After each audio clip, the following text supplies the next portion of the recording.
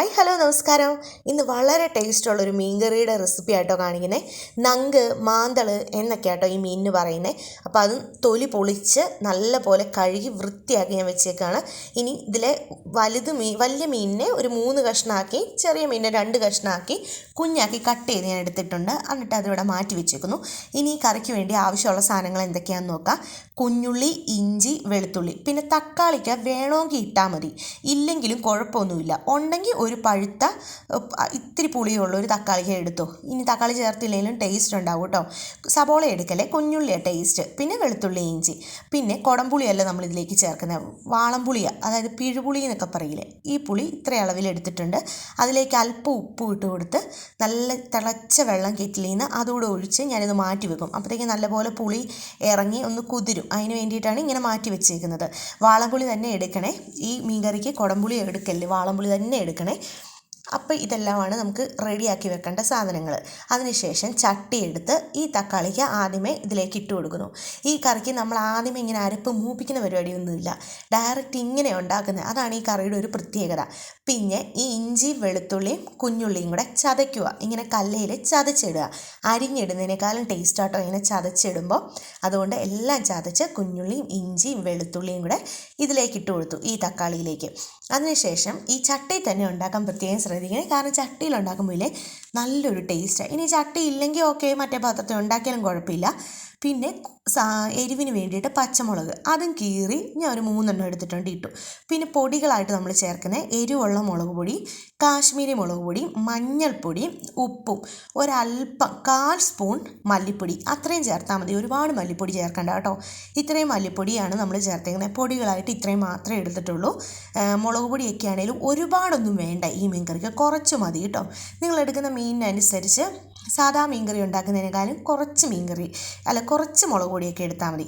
പിന്നെ വെളിച്ചെണ്ണ, നിറച്ച് വെളിച്ചെണ്ണയും കൂടെ നമ്മൾ ഇതിലേക്ക് ഒഴിച്ചു കൊടുത്തിട്ട് കൈ കൊണ്ട് നല്ല പോലെ ഇതെല്ലാം കൂടെ ഞെരടി ഉടച്ചെടുക്കുക കേട്ടോ ചെയ്യുന്നത്. അതാണ് ഈ കറിയുടെ ഒരു പ്രത്യേകത.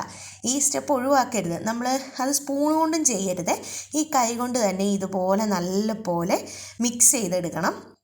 എനിക്കിത് ചെയ്തു തരുന്നത് രഞ്ജിത്താട്ടോ. കാരണം ഞാൻ പിന്നെ പാത്രമൊക്കെ കഴുകാൻ പോകുമ്പോൾ ഇങ്ങനെ കൈ നീറും, അതുകൊണ്ടാണ്. ചൂട് വെള്ളവും കൂടെ വീഴുമ്പോഴത്തേക്ക് പിന്നെ ആ പുളിയും കൂടെ നമ്മൾ ഇതിലേക്ക് ഒഴിച്ചു കൊടുത്തു. എന്നിട്ട് നല്ല പോലെ എല്ലാം കൂടെ മിക്സ് ചെയ്യുക.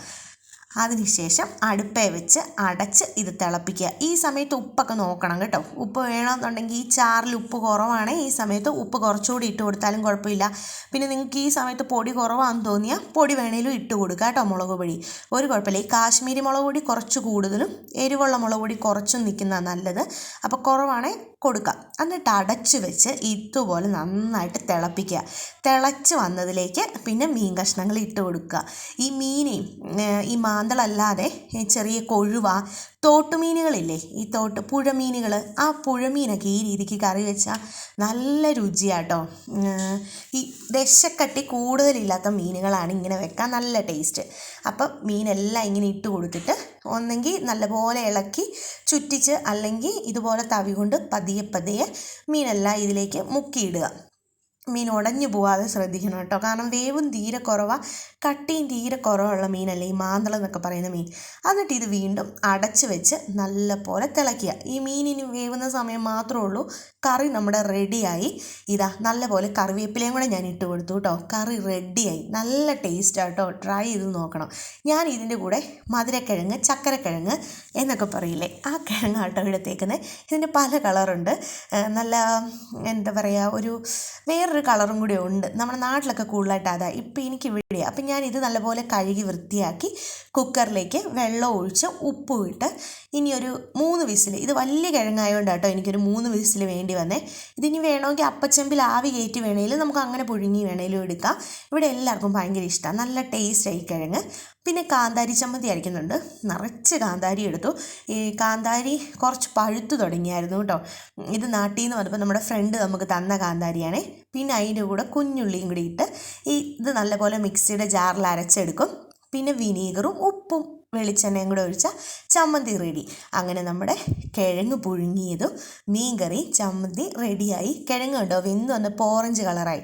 അപ്പം നല്ല ടേസ്റ്റാണ്. ട്രൈ ചെയ്തു. Tata bye, see U.